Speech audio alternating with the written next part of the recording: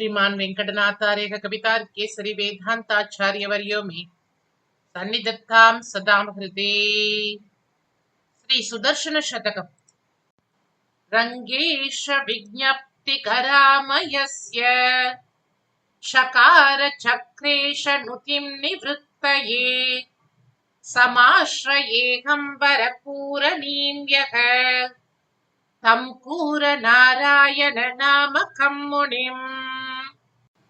श्री सुदर्शन शतकम् श्लोकम् 17। देवै आसेव्यमानो धनुज बट भुजादंड दर्भोष्ण तप्तैः आशारोधोदिलङ्घि लुट दुटु पटली लक्ष्य डिंडीर पिंडः रिंग ज्वाला तरंग दृढित रिपुतरु भ्रात पादोग्र मार्गः चाक्रोबस् सोचिरोतस् शमयतु दुरितापह्नवं दाववह्निम्। देवै आसेव्यमानो धनुज पड भुजादंड दर्भोष्ण तप्तैः आशारोधोदिलङ्घि लुट तुटु पटली लक्ष्य डिंडीर पिंडः रिंग ज्वाला तरंग दृढित रिपुतरु भ्रात पादोग्र मार्गः चाक्रोबस् शोचिरोधस् शमयतु துரிதாபக்னவம் தாவபக்னிம். இந்த ஸ்லோகத்தில் ஸ்ரீ சுதர்சனமூர்த்தியின் ஜுவாலைகளை வேகமாக பாயும் பெருவெள்ளத்துடன் ஒப்பிட்டு விவரிக்கின்றார்.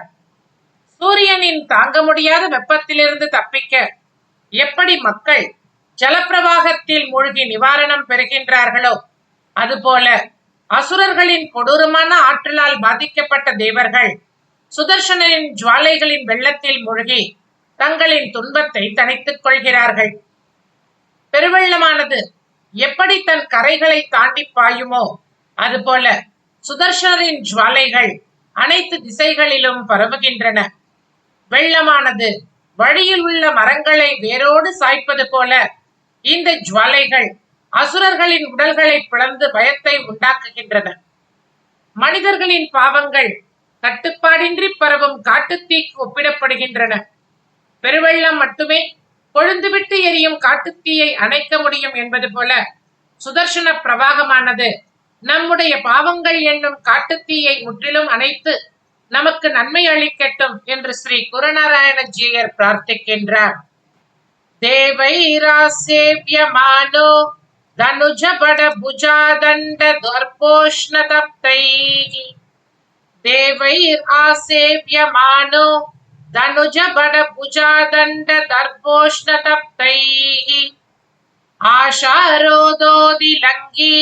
லுட துட்டு படலி லக்ஷ்ய டிண்டீர பிண்டக ஆஷாரோதோதிலங்கி லுட துட்டு படலி லக்ஷ்ய டிண்டீர பிண்டக ரிங்க ஜ்வாலா தரங்க दृढित रिपुतरु भ्रात पादोग्र मार्गः रिंग ज्वाला तरंग दृढित रिपुतरु भ्रात पादोग्र मार्गः शाक्रोवश्चोषिरोधस् शमयतु दुरितापह्नवं ताववह्निम् शाक्रोवश्चोषिरोधस् शमयतु दुरितापह्नवं दाववह्निम् देवैर् आसेव्यमानो धनुज बड भुजादंड दर्भोष्ण तप्तैः आशारोधोदिलङ्घि